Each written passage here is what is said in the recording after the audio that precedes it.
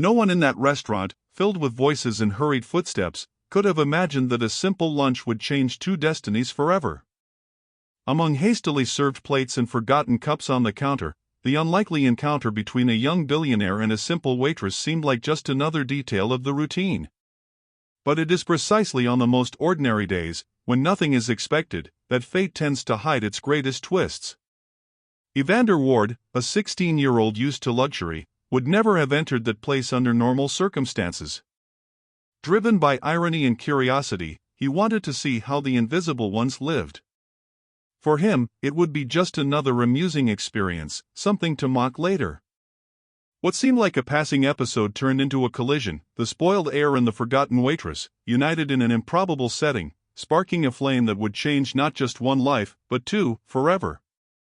If you enjoy stories of unlikely encounters with striking twists, leave your comment below with the word lesson. Evander Ward pushed through the narrow door of the diner, hands in his pockets and eyes heavy with boredom. The place carried no scent of status or exclusivity, only the stubborn grease on the griddle and the bitter coffee simmering in scratched thermal pots. For anyone else, it was routine; for him, it was almost a social safari. So this is where they hide, he murmured to himself, watching the students who preferred anonymity over the noisy school hallways. The tables were filled with discreet faces, a boy buried in notes, a pair debating comic books, a young woman with oversized headphones lost in her own world. Evander amused himself in silence. And it was precisely this world that he had decided to explore that day, out of sheer provocation. Behind the counter, balancing chipped plates and mismatched glasses, stood the waitress Celine Calder. Her hastily tied hair, simple uniform, and the invisible weight on her shoulders betrayed hours of work. To the customers, she was just another anonymous waitress, someone meant to jot down orders, smile when convenient, and fade into the background. To Evander, she barely existed. He threw himself into one of the chairs with exaggerated force, making the wood creak, and tapped his finger against the table. "Hey, does this place serve anything that doesn't look like cafeteria food?" he said loud enough for nearby students to hear, drawing a few disapproving glances. The waitress approached, holding her notepad with calm composure. Her eyes, however, carried a firmness that clashed with the uniform. "We serve what's on the menu." "If that's not enough, perhaps this isn't the right place for you," she replied, her tone unchanged. Evander raised his eyebrows, surprised not to receive the servile smile he expected. There was irony in her words, and it irritated him. "How dare you?" he shot back, leaning forward. "Do you know who you're talking to?" Celine didn't hesitate. She simply wrote calmly on her pad, as if she had no time to waste on inflated egos. "Someone who still hasn't placed an order." The silence that followed was heavy. Some students stifled laughter, others waited for the outcome. To Evander, the scene was an affront. No one spoke to him like that, not without paying a price. But behind the apparent boldness, there was something in that waitress he couldn't define, not insolence, but a quiet dignity. And it was in that instant, between simple plates and sharp words, that the first spark was lit, the injustice that would pave the way to greater truths. Evander leaned back in his chair, chin raised in arrogance, trying to regain the sense of control slipping from his hands. "You've got too sharp a tongue for someone who only serves tables," he muttered darkly, low enough for only her to hear. Celine lifted her eyes from the pad and looked at him unhurriedly. There was a disarming calm in her gaze, the calm of someone who had already seen far more than she appeared to. "Curious," she murmured. "Usually, the ones who need to reaffirm their power are the ones already starting to lose it." The phrase pierced Evander like an arrow. He opened his mouth to retort, but no clever remark came. Only the throbbing anger of not finding an immediate comeback. Some nearby students exchanged complicit looks, as if waiting to see the heir swallow, for the first time, a silent defeat. He cleared his throat, forcing a smile. "Think you're smart, huh? Probably memorized cheap magazine quotes to impress customers." Celine tilted her head slightly, and for the first time, something slipped beyond the image of the waitress. If I were repeating stock phrases, I would have chosen something far more shallow, don't you think? She said with a subtlety that sounded like a lesson. But you're not ready to hear where my words come from. Evander frowned. What's that supposed to mean? She only gave an enigmatic smile, stepping away to take another order, as if the conversation had ended. But for him, it hadn't. He kept watching her from afar, intrigued. Who was this woman to speak to him that way? The food arrived minutes later, a plain dish, nothing like the luxurious dinners he was used to. He pushed the fork without appetite, his mind elsewhere, replaying her words like a riddle he couldn't solve. When he finished, he stood up without a word of thanks. But before leaving through the narrow door, he turned back to the waitress, who was arranging plates on the counter. I'll still figure out what you meant. She didn't lift her eyes, only replied. Discovery is a good start. Keep going. Evander left the diner feeling something he hadn't experienced in a long time, the uncomfortable sensation of being seen beyond the designer clothes and the family name he carried. What he didn't know was that this very waitress, ignored by everyone, would soon be the one to turn his world upside down in front of the entire city. Evander Ward was always late to class. At 17, he carried not only the weight of the Ward name but also the reputation of being the student with the most failed grades in the school's history. To his teachers, he was a disappointment, to his classmates, a mix of envy and disdain. But to him, what difference did it make? One day, he would inherit his father's empire, a fortune built on skyscrapers, hotels, and properties spread across the country. At the Ward mansion, however, the atmosphere was different. The heavy silence was broken only by the ticking of an old clock on the wall. Octavian Ward, his father, sat at the head of the dinner table, his gaze cold and impassive as he scrolled through business reports on his tablet. I got another call from the school, he began without looking up. Math, history, literature. You're failing in all of them. Evander leaned back in his chair, crossing his arms. So what? When I take over, I won't need math to sign checks. Octavian slowly raised his eyes. You think the world works like that? That the Ward name will carry you forever? It's worked so far, Evander shot back with a smug grin. The silence that followed was cutting. Octavian snapped the tablet shut with a sharp sound that echoed through the hall. Listen carefully, Evander. What you have today isn't yours. It's mine. And I decide when, and if, you deserve it. From now on, no more credit cards. No car. No privileges. If you want lunch, you'll walk to the nearest diner like anyone else. Evander's eyes widened in disbelief. You can't be serious. I'm more serious than ever, Octavian said, rising to his full height. Either you learn to stand on your own, or you'll be nothing more than an empty name. And I don't support failures. The next morning, Evander faced his new reality. The arrogance was still in his eyes, but for the first time in years, there was also a trace of insecurity.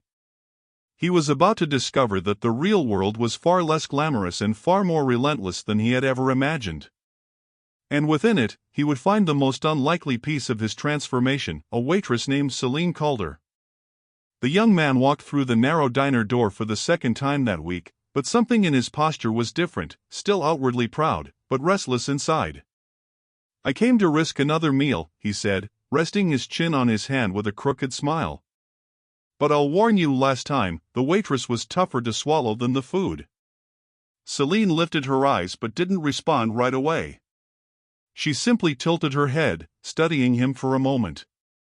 Then, in the same calm tone, she answered. Interesting.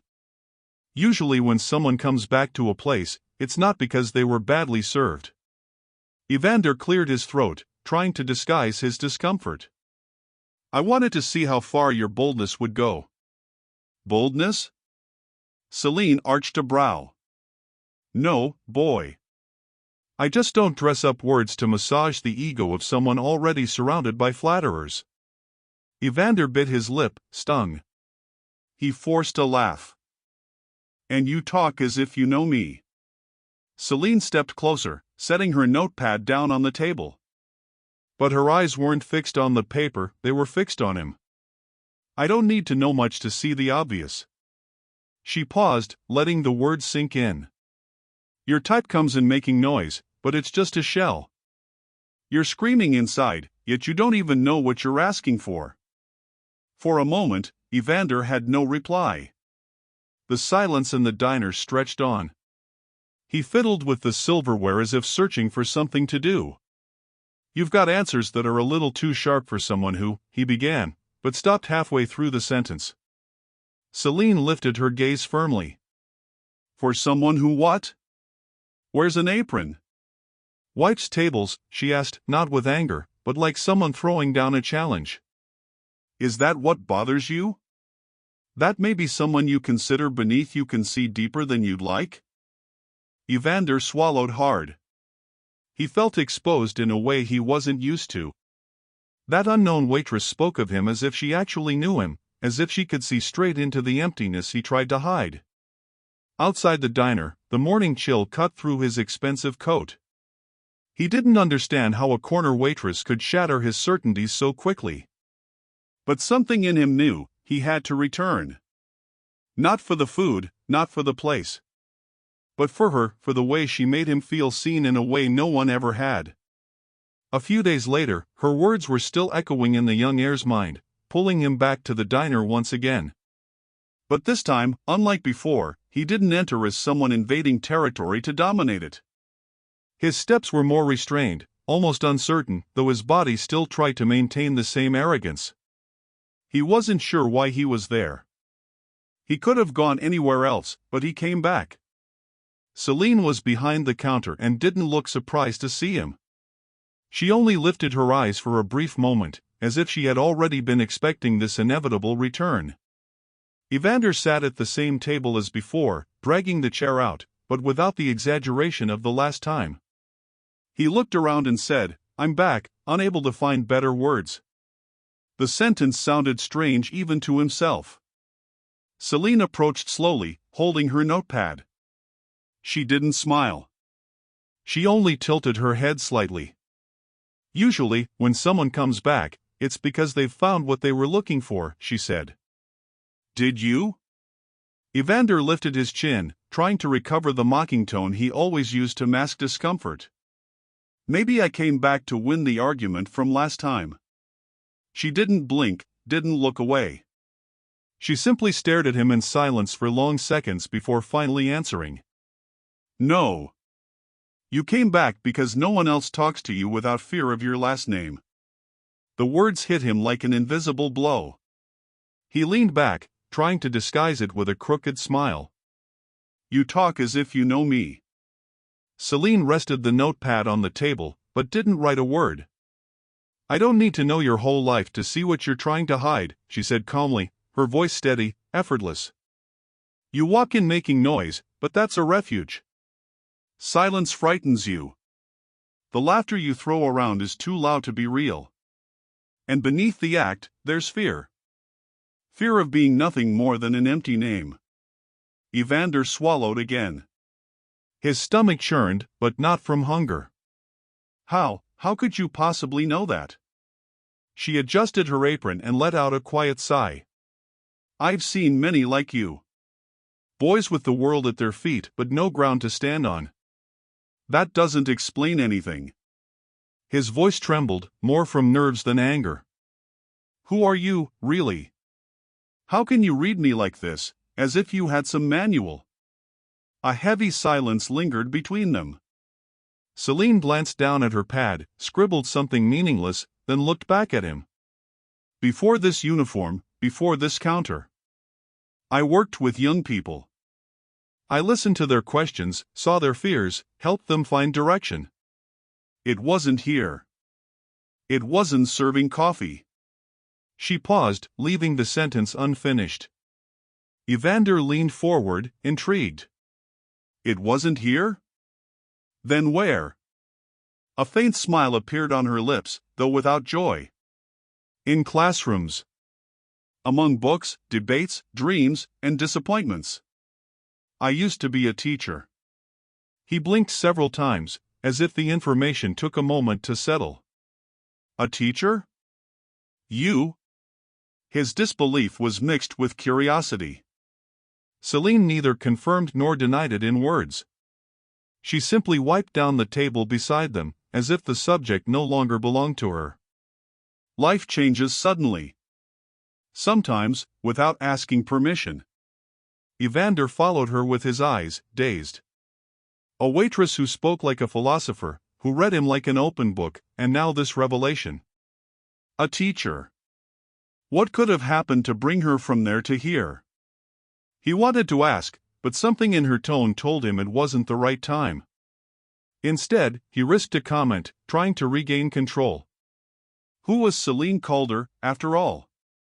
In a sudden impulse, he looked at the waitress, who was wiping down tables, and spoke quickly, before he could change his mind and retreat back into silence.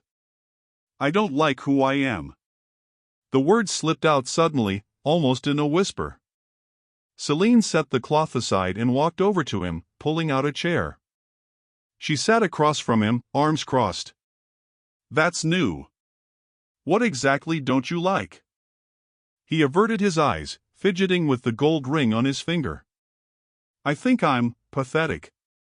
Always pretending I don't care about anything. Always laughing at people. But deep down, I just don't know how to be different. Celine studied him in silence. Then she spoke slowly. You weren't born this way, Evander. Arrogance is armor.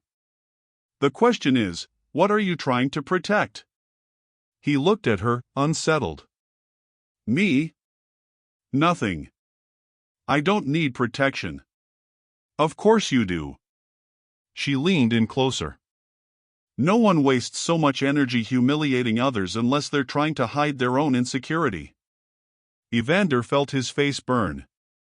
You talk as if you know me. I don't need to know your entire life to recognize patterns. I spent years listening to young people hide behind masks. It's always the same, fear of failing, fear of not being enough. So the solution is to look untouchable. She paused. But you don't look untouchable. You look tired. He swallowed hard. You have no idea, he murmured. Then tell me. The waitress rested her chin on her hand, patient. What hurts more? The looks from others, or your own voice when it tells you you're worth nothing? Evander was silent for long moments. Then he took a deep breath. I guess, both. But mostly myself. Because in the end, everyone else can laugh, but I'm the one lying in bed knowing I can't get anything right. Celine nodded slowly. Admitting that is a start. Now comes the most important question, do you want to change, or do you just want me to tell you it'll all be fine? He looked at her, vulnerable like never before. I want to change. But I don't know if I can. Celine set her notepad down on the table, as if closing one chapter to begin another. You can. But it's going to be hard. It'll hurt. It'll demand that you leave your last name at the door and walk in like any other student. No privileges, no excuses. Just you and the will to learn. And if I fail again, he asked, almost in a whisper. Then you get back up, she answered firmly. Falling isn't the end. The end is giving up before you've even tried. Evander breathed deeply, staring at his own hands. For the first time, there was no sarcasm in his eyes. Only fear and a timid spark of hope. So, would you help me? Celine allowed a faint smile, almost imperceptible. I won't do the work for you. But I can walk beside you. After my shift, bring paper, a pen, and most of all, determination. He nodded slowly, still doubtful, but feeling something he hadn't in a long time, the possibility that he wasn't completely lost. The very next day, Evander returned to the diner, but now with a different purpose. The place was nearly empty when the last customer left. The kitchen door creaked, and from it emerged Evander, carrying a folder in his hand and an uncertain expression on his face. I still can't believe I'm doing this, he muttered, dropping the folder onto the table. If anyone finds out I'm here, they'll laugh at me for months. Celine didn't look up as she organized the cups. Then learn to laugh at yourself before others do it for you. It's less painful. He raised his eyebrows, with no immediate reply. Finally, he sat down and opened the notebook, revealing blank pages. I don't even know where to start. Celine came closer, pulled out a chair, and opened her own notepad. We'll start with the basics. You won't learn everything in one night. But if you want to change, you'll have to commit. Are you willing? Evander crossed his arms, skeptical. I don't know. I guess so. I guess isn't enough. Celine looked at him firmly. No one builds anything solid on I guess. It's yes or no. He hesitated, then nodded. Then, yes. Celine allowed herself a small smile. Good. Now pick up the pen. The first sessions were a mix of frustration and discovery. Evander, used to mocking everything, froze in front of simple math problems. When anger nearly drove him to slam the notebook shut, Celine remained calm. The result doesn't matter right now, she would say patiently. It's the process. You need to learn how to think, not just memorize. Little by little, the walls of arrogance began to crack. Evander laughed at himself when he made mistakes, and even discovered a certain pleasure in finally solving a problem correctly. What once felt impossible began to turn into a challenge he wanted to overcome. But Celine wasn't only teaching formulas and grammar rules. Between one exercise and another, she threw unexpected questions at him. Why are you always late? What are you trying to prove with that? You laugh at others to feel strong, but have you ever thought about what it would be like to laugh with them instead? Who are you when no one's watching? Those questions unsettled him more than any equation. Evander didn't have ready answers, but he started to reflect. One night, exhausted, he admitted. I always thought no one truly respected me. And maybe it's because I never gave them a reason to. Celine smiled, proud. Now you're starting to understand. Respect doesn't come from the word name, Evander. It comes from what you offer the world. As the weeks passed, the transformation became evident. He no longer strolled into class late on purpose. The mocking tone began to give way to unexpected attentiveness. Some classmates were surprised to see him taking notes. For him, it still felt strange. But there was a new sensation growing inside, that maybe he could be someone beyond Octavian Ward's spoiled heir. On the other side of this story stood Evander's father, the billionaire Octavian Ward, who never believed in coincidences. When a teacher called the mansion, astonished, to report that Evander had done surprisingly well on his last literature exam, Octavian wasn't satisfied with the shallow explanation that his son had finally studied. Soon after, another strange report arrived. The driver who picked him up daily after school said Evander always asked to be dropped off 2 blocks before home, near a modest diner. So the billionaire ordered his staff to investigate his son. That night, Evander entered the living room still carrying his notebook, but was met by an icy silence. Octavian stood before the fireplace, his face lit by the flames, holding a glass of wine.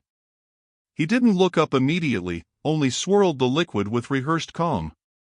So this is it, he began, his voice low but firm.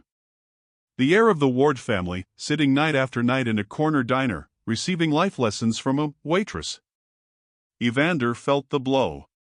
He tightened his grip on the notebook, as if it were a fragile weapon against the avalanche to come. She's not just a waitress.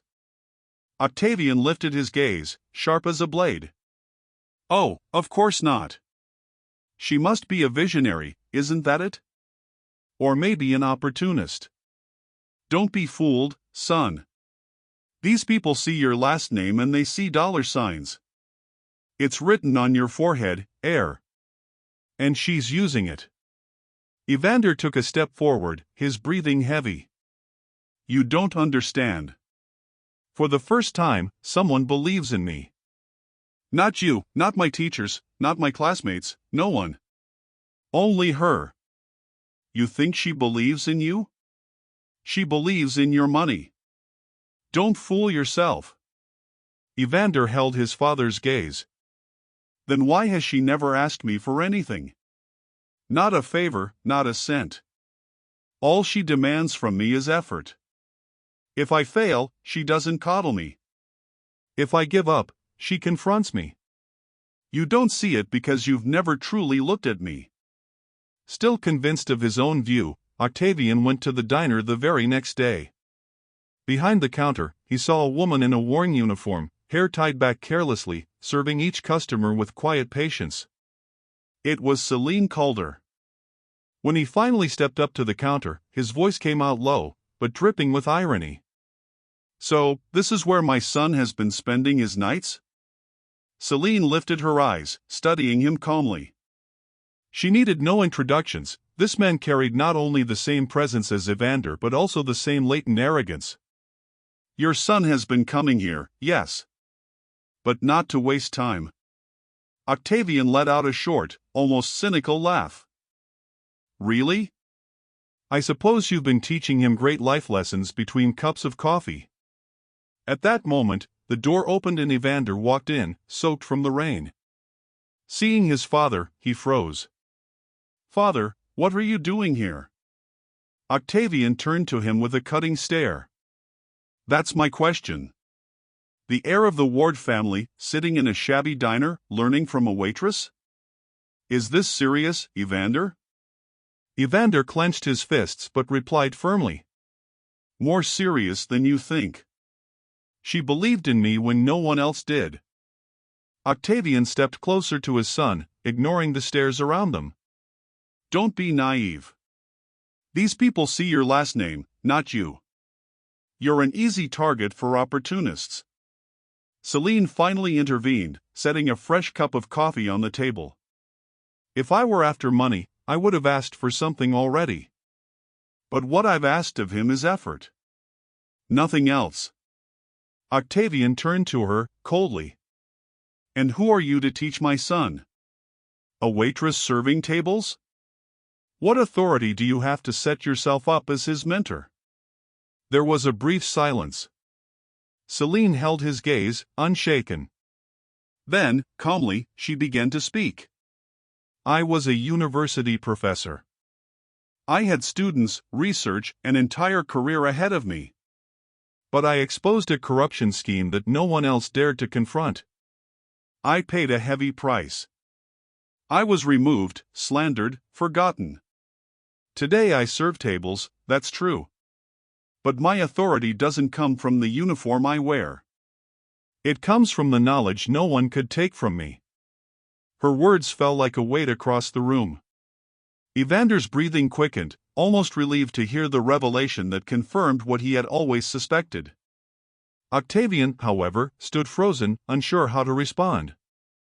Celine picked up the empty cup from the counter and concluded in a serene tone. You think the world is defined by status and wealth. But sometimes, it's in the most unlikely places that someone learns who they're truly meant to be. Octavian said nothing. He spun on his heel and left the diner under the silent stares of the room. Evander stood still, staring at Celine, his heart pounding. For the first time, he felt he was no longer alone, that he had something real to fight for. A university professor? Octavian had scoffed earlier. So you fell from lecterns and books to serving tables? That doesn't sound like authority to me, it sounds like failure. Celine was unfazed. Her eyes stayed steady, her voice calm, almost pedagogical. If you call it failure to choose truth over silence, then I'll accept the title. I exposed a scandal in the institution where I worked. Funds were being diverted, favoritism was destroying academic careers. I couldn't stay silent. Evander, sitting beside her, listened to every word as if it were a personal revelation. His usual sarcasm was gone, replaced by reverent attention. For the first time in a long time, he wasn't at the center of the conversation, he was learning. Celine continued. I took the job as a waitress to survive and to care for my mother, who became ill shortly after. Many customers treat me as invisible, some even as trash. But every time I serve a table, I know I still carry something no one can take: knowledge, experience, and the ability to look someone in the eye and see beyond appearances. Those words struck deep within Evander. He remembered every time he had mocked her, expecting only sarcasm in return, and instead receiving piercing questions as if she could see straight into his soul.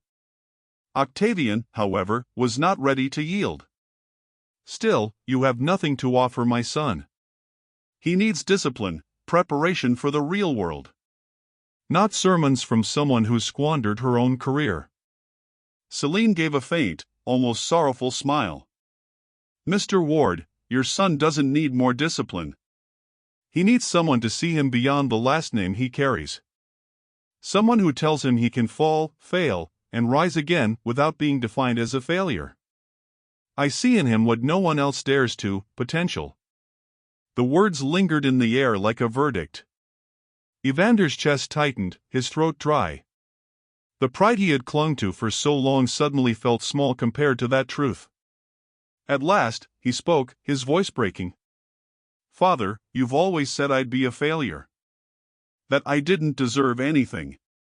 But he turned to Celine with gratitude, she believed in me when I didn't even believe in myself. Octavian's mask of hardness flickered for the first time. He said nothing, just turned on his heel and left the diner, the door slamming behind him. Evander stood frozen, stunned. He had never seen his father retreat without the last word. Never heard anyone stand up to Octavian Ward like that. Celine simply returned to her work, collecting an abandoned tray as if nothing extraordinary had happened. But Evander knew, everything had changed. Watching her move, he whispered. Why did you help me? Why waste your time on me? She set the tray on the counter, met his eyes, and answered simply. Because I saw in you the same emptiness I've seen in so many young people. I couldn't ignore it. Before Evander could ask more, Celine walked away, leaving not just the aroma of coffee behind, but a mystery greater than any answer. Who was this woman the world dismissed as a waitress, but who carried herself with the strength and courage of a true teacher? That night, lying awake, Evander thought about Celine's firm gaze, the quiet strength hidden behind her worn apron, and the void inside him slowly being filled with something new: respect. He didn't know how yet, but he was certain this story wouldn't end in a forgotten diner. Celine Calder had once been silenced. And Evander Ward now suspected it was his turn to make sure her voice would finally be heard. The school auditorium was packed, parents, teachers, businessmen, and officials filled every seat. For many, it was just another formal ritual. But for Evander Ward, it was the moment to step out of his last name's shadow and speak with his own voice. When his name was called, whispers rose across the room. Some chuckled, "Here comes the spoiled heir." Others braced for a fiasco. Evander took a deep breath, adjusted the microphone, and for the first time in years, didn't wear a mocking smile. My name is Evander Ward. And until recently, that was my only achievement. The crowd fell silent, stunned by his honesty. I believed a last name could buy anything: respect, grades, even friends. But I was wrong. He paused, scanning the audience until his eyes found the one face that gave him courage: Celine Calder, sitting quietly in the last row. A few months ago, I met someone I was never supposed to cross paths with. Not a director, not a renowned professor. A waitress. Invisible to most, ignored by many, yet carrying more knowledge and courage than anyone I've ever met. The silence grew heavier. Even Octavian Ward, seated in the front row, watched his son with a mix of disbelief and tension. This woman didn't just teach me math or literature. She taught me something my entire world never could: that the value of a person is not in their title, but in what they carry within. That courage means speaking the truth, even when it costs everything. And that purpose isn't inherited, it's built. His voice trembled, but he pressed on. Today, I don't speak as the heir to a fortune. I speak as a student of Celine Calder. And if I've found my path, it's because someone the world called nobody chose to believe in me." The auditorium erupted in applause. Some teachers wiped away tears. Classmates who once mocked him now stood in ovation. Octavian sat stiff, hands crossed, torn between pride and shame. The next morning, local newspapers carried bold headlines. "Magnate's son stuns with emotional speech, honors waitress professor." Clips of his words went viral across social media. And soon, unexpected invitations appeared: universities, community centers, educational foundations. Everyone wanted to know the woman who had changed the path of a wayward heir. For the first time in years, Celine Calder was seen. Invited to give lectures, later to teach again. Not because someone discovered her, but because truth, this time, had found its way to bloom. In the end, both discovered that sometimes destiny hides in the most unlikely encounters, and that a single gesture, a single word, can change not just one life, but two, forever. If this story touched you and you believe life can surprise us with unexpected twists, write "I believe" in the comments and subscribe so you won't miss the next stories.